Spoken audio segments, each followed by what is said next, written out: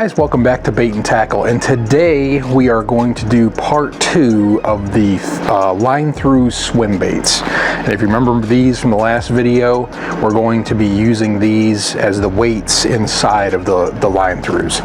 So what I did was I've got my 6 molds out for I believe it's a 5-inch, could be a 6-inch, I think it's a 5-inch. It's a BTS, and I can't remember the number. I'd have to look it up, and I'll tell you later on in the video. But it's a BTS mold, line through swim baits, and usually they come with these brass inserts, which I don't even have any right here to look at. Actually, I take that back. They're right here. So usually it comes with these brass inserts that you would put inside the bait. But in this case, we are going to use the lead ones because I have a mold for it and I can pour them myself. So the weight will go on this bar. We'll put it in here inside the mold, and that'll hold the weight when we do the actual open pouring of the bait. So the first thing I'm going to do though is I want these baits are going to be a little bit special. We are going to do some skin pours. So I'm going to encapsulate the inside of this mold with clear plastic, and then we're going to do some dusting on them, and then we'll do our layers. So it's going to be a little bit of a process, but let's go through it, and I'll try to cut out as much of the claptrap video as I can, and I'll just try to focus on getting these made. That way we got a nice clean video. So stay tuned.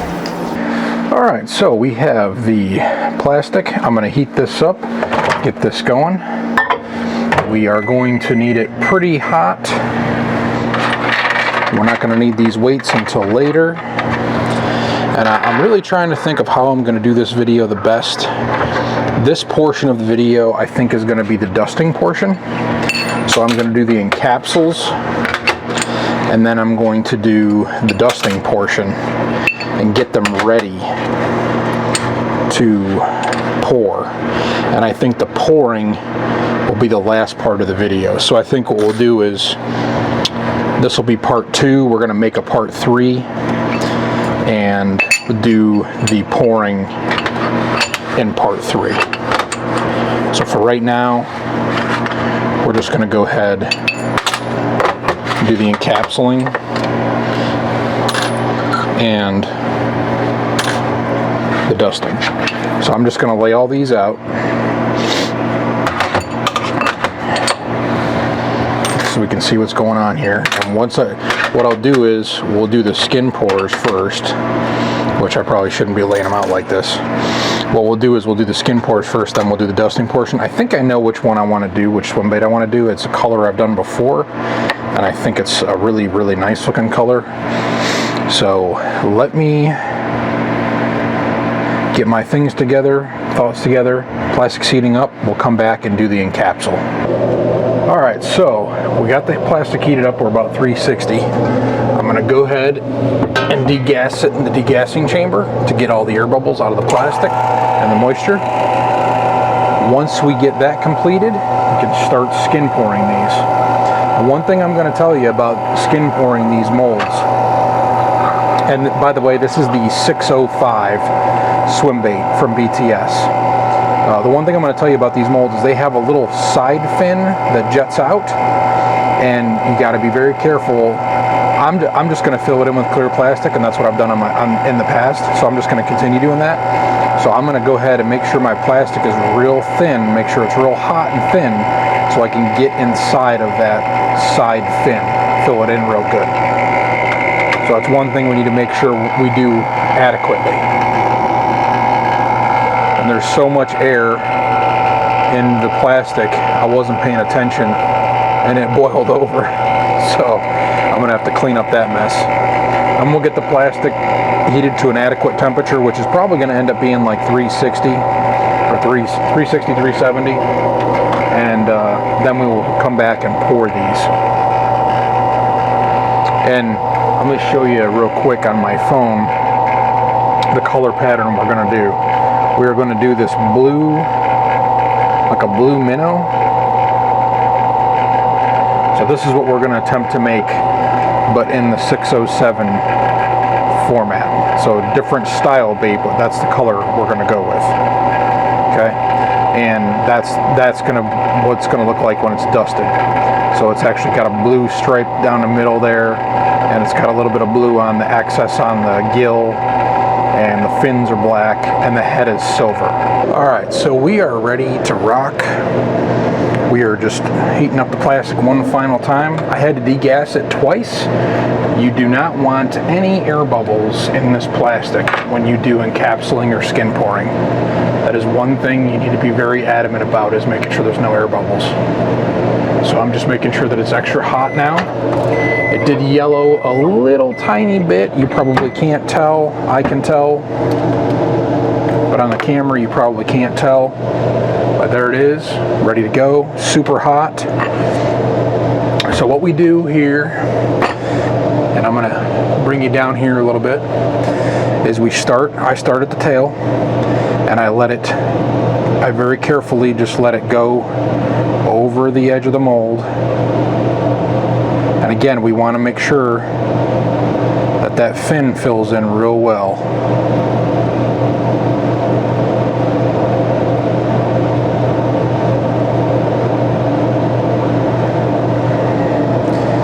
We also want to make sure that it fills in the entire mold as well. So I'm going to set that off to the side. We're going to get another one. We're going to do the same thing except opposite side. So again, nice and easy. Make sure it fills in that fin. And you got to make sure it fills in the entire mold too. We don't want any spaces. Just set it off to the side. So what I'm really doing here is I'm just using this spot to pour, then that way all the plastic goes to the same spot. So we're just going to continue doing this. I'm just going to be quiet. We'll do a speed run.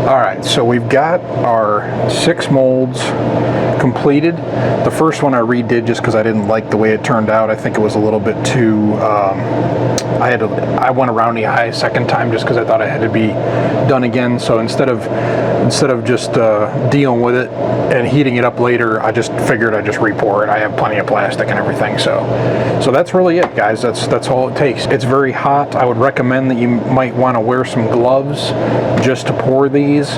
But I mean, it's not too bad, and I'm kind of used to it at this point. I don't wear gloves that much, so if you guys really want, you know, safety's sake, please wear gloves. It might be a lot better for you. But again, the one thing that's very important is to make sure that your plastic has 0 air bubbles in it, and this does have 0 air bubbles in it. So we will get this cleaned up, and I'll show you the next step after the encapsulation process that we have to do, which is trimming. Okay, so this part is a little bit more complicated. You actually have to take your fingers and press on the edge, and sometimes it's actually easier to do this with a razor blade, which is the last time I did this, I think I ended up doing it with a razor blade. So I'm going to get a razor blade. I'm going to show you guys what I'm talking about. Okay, so I have my razor blade. Make sure you have a brand new blade on here because you want it as sharp as possible. What I'm going to do is follow along the edge of the actual mold and just trim off the excess plastic. Be very careful. Do not cut yourself. It would hurt very badly, I'm sure, with a razor blade. I've done this a ton of times. I'm kind of used to it at this point. The inside is a little bit more difficult. You actually have to follow the edge, but you have to keep a finger near where you're doing, and you have to kind of push against the edge of the mold where, you know what I mean, where it's going to meet the other mold. And then when you get to the fin, this is going to be the interesting part. You're going to have to cut very small, very tediously. You're going to have to cut right along that edge. Otherwise, this won't work right. And you got to hold it to pull it apart so it doesn't pull the skin mold out of there. So again, trim around the fin, that anal fin. Okay, so then that way that's plastic stays, because we want that plastic to stay there, and we're going to color that. And then you need to keep going with what you were doing before, right along the edge. Use a razor back and forth. Now when you get to this line here, that's where the pin goes for the insert that goes across and goes out. So the insert gets held right there. We want that out of there. It has to be clean. So what you have to do is very carefully, when you get over to where it is in the mold, you actually have to cut that little spot out. And what I like to do is just kind of cut it out of the way first, and then you can see it here, and you may need to just trim a little bit, just push down on the knife just a little bit, get a little V going in there, just so we know that pin's not going to get disrupted by a little chunk of plastic. You know what I'm saying? And all you're going to do is just cut that little bit of plastic out of there. Just like that. There we go. Okay, I got it clear. And then just continue doing what you were doing before. Just go right down along the body. Keep your hand tight there, because it will try to pull the plastic. That's why you need to keep a nice tight finger on that. And you can try to use your fingers to squeeze them off. And the one thing I've found with the other brand open pore molds, when I do those, like Epic Baits and Angling AI, they have a real nice sharp edge that you can just push your thumb against and it'll come right out of there. And again, once we get to the top of here, we got the same problem. We have that little line there. That's where the insert bar goes. So we got to make sure we clean that out real nice and careful. So again, we got to clean that out. It's the same deal. You just got to cut that right out of there.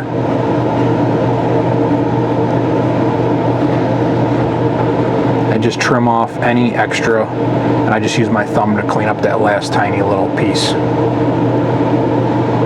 There is a little bit of sharpness around this edge, but not as sharp, like I said, not as sharp as other molds. So I can see that I have the pinhole cleaned out here.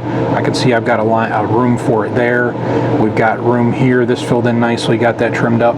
So that's all you got to do. And we do not fill the tails, because we want the tails filled with a solid color.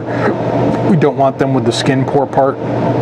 You could technically take this back more if you wanted to, but I like to go kind of like right where it meets the tail or close to, so it's kind of like right in this area. None of mine are going to be consistent. So that's what we got to do, and I've got to do it for the rest of them. So think about that. I've got to do this not once, but 2 times per bait times 6 baits. So I got to do this 12 times. So now people understand why it takes me so long to do these baits and why I would charge a little bit more extra for doing these, because this is a very time-consuming process. So let me go ahead and off camera, or maybe on camera, I'll do a little speed thing with trimming the rest of these out.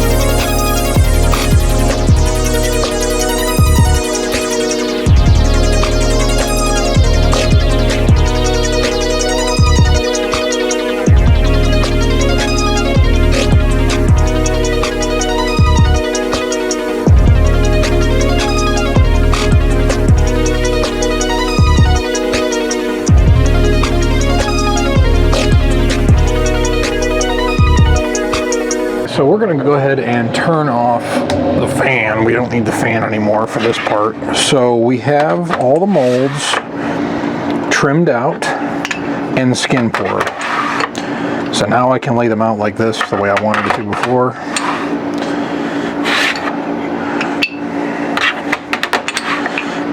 And what we need to do is I've got our dusting paints ready.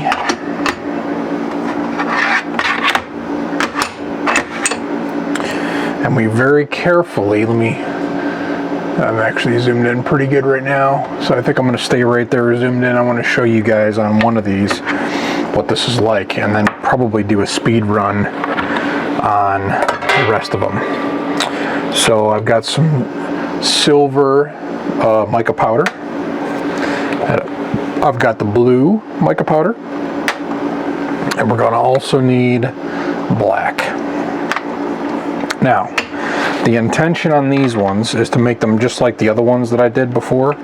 So I think what I'm going to do is I'm going to do the eye cavity black, I'm going to do the fin black, I'm going to do this fin black, and then the silver I'm going to do around the head, around the eye, and then I'm going to do a little bit of blue around the back side of the gill, like on the gill plate. This one doesn't have a defined gill plate like the other molds do.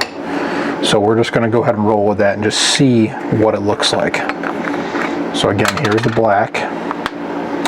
And usually I have like a little paper towel here sitting next to me, which I probably will end up doing here at some point soon. But you really just need to take it nice and slow, a little bit of powder at a time. A little goes a long way. You don't want to rush it too much, because if you start spreading this around and it starts flinging places, it's really tough to get, you really can't get it off the plastic. So again, a little bit goes a long way. I'm also going to do these, so I'm just going to take some of that off there so I'm not putting too much black on. Okay. Black behind the eye cavities is what I typically like to do. Then we got the little fin here. We're going to do that black to the point. Okay, that's good. And then we're going to do the tail black as well. And I think I got a little bit carried away with that powder there. We're just going to get that anal fin black right there. That's good. Okay, then we're going to switch it up, switch up colors. We're going to do silver.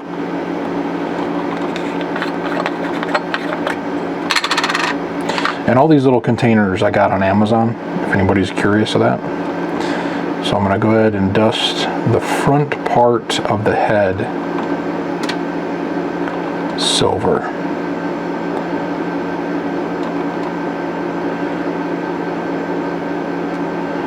Okay. And what I'm going to do is I'm going to bring it back. I'm going to try to go around the back side of the eyeball here.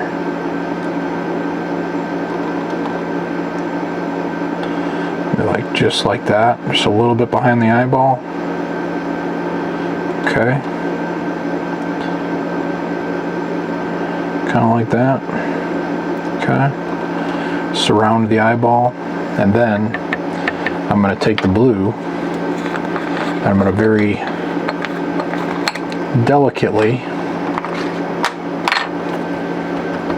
try to do not much, but just a faint blue, and I'm going to go thicker, a little thicker between